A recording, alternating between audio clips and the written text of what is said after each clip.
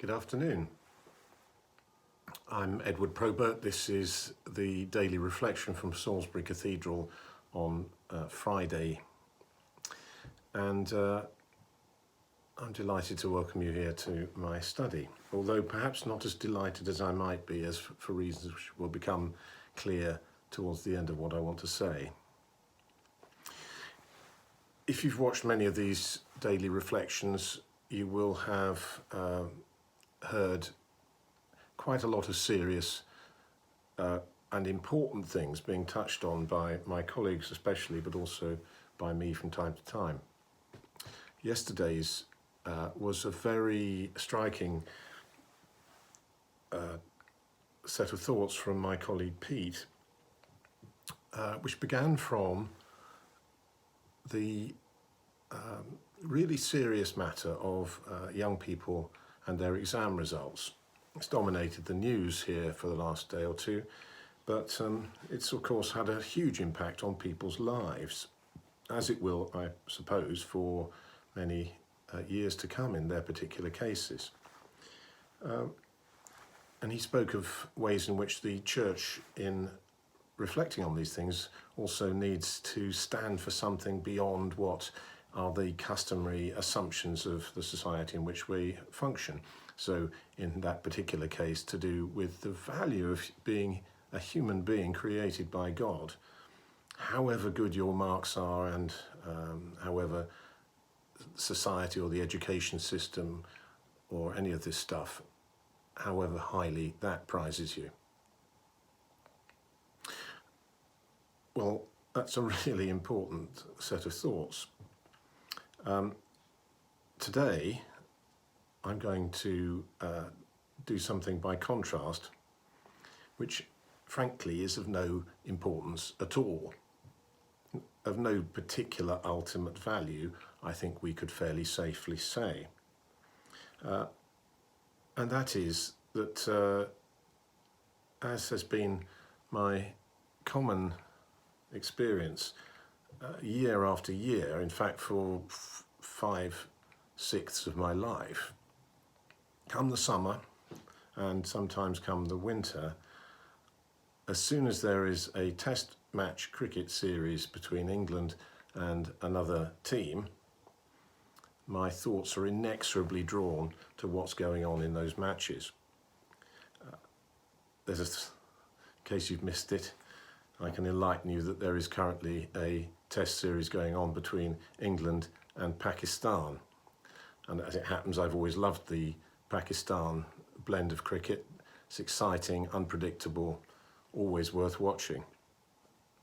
And so I've watched as much of it as I can these last few days, and I will continue to do so. I know that from long experience because I can't stop myself.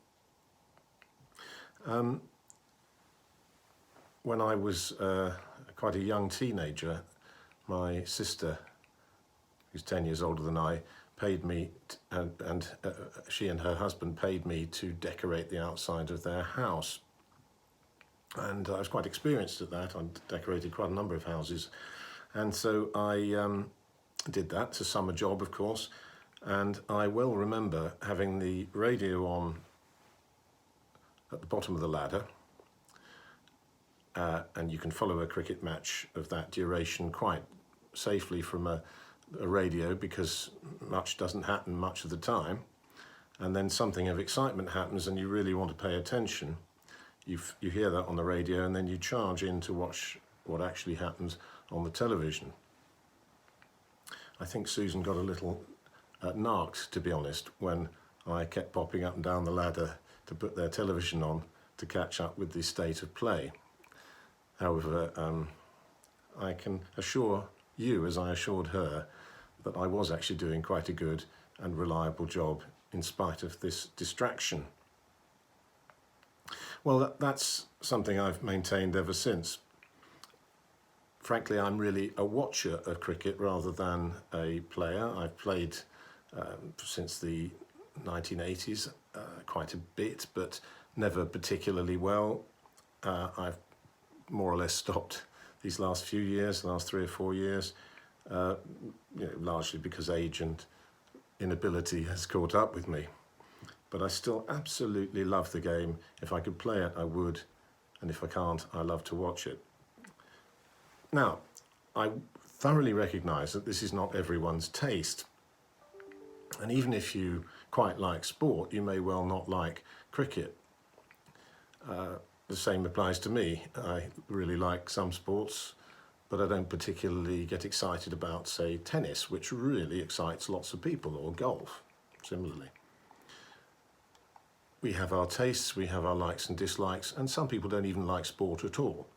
Fair enough. These are unimportant things, as I said. But why, therefore, am I bleating on about them in this reflection? Well, think of the word that is applied to human leisure, and especially to an activity like sport.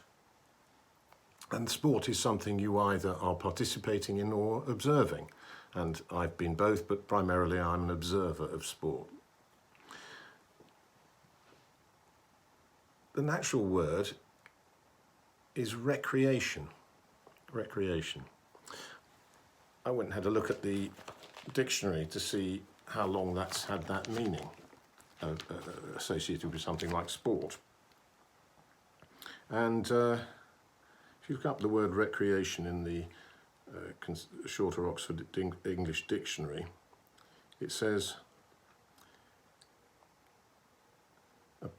the second entry is the action of recreating oneself or another, or of being recreated by some pleasant occupation, pastime, or amusement, a pleasurable exercise or employment. Those are definitions of the word recreation, which were first used in that way in English in the late medieval period, 500, 600, 700 years ago. So this is not a new usage. This is a very, very embedded usage in English. It's not just to do with recreation, it's to do with sport and things like that, things for fun.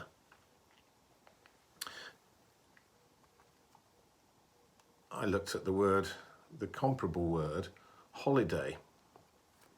It's a word which is overlaid, as the word recreation is, with a profound theological significance. Holy day, Saints' Day, and similar. And holiday owes its usage in that way, for a period of recreation, to much the same time. It came into English in a similar period in that form. So things that lighten the heart, that excite and refresh the senses, that relax our minds and bodies, things which in most respects are hard to justify other than because they're fun. These things are actually tremendously precious and were recognised by our theologically informed ancestors long before they came to be industrialised in the form which you and I experience them mostly today. Test cricket is a highly professional and a highly money-making operation. But lots of sport is at a much lower level, much more trivial and much more purely for the fun than that. These things are there for pleasure, ultimately. And they are there in wonderful ways, actually. They do recreate and stimulate and, in a sense, make us holy by giving us fresh energy and fresh perspective and a change from the drudgery of daily life. God himself constantly creates and he recreates. These are things not to decry, and a test match is a day for me of recreation, a holy day. Well, I may get away with that one. It's my story, at least.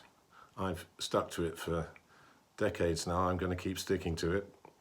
But even as I speak, I'm anxious about what I'm missing that might be going on in the match that's happening right now in Southampton.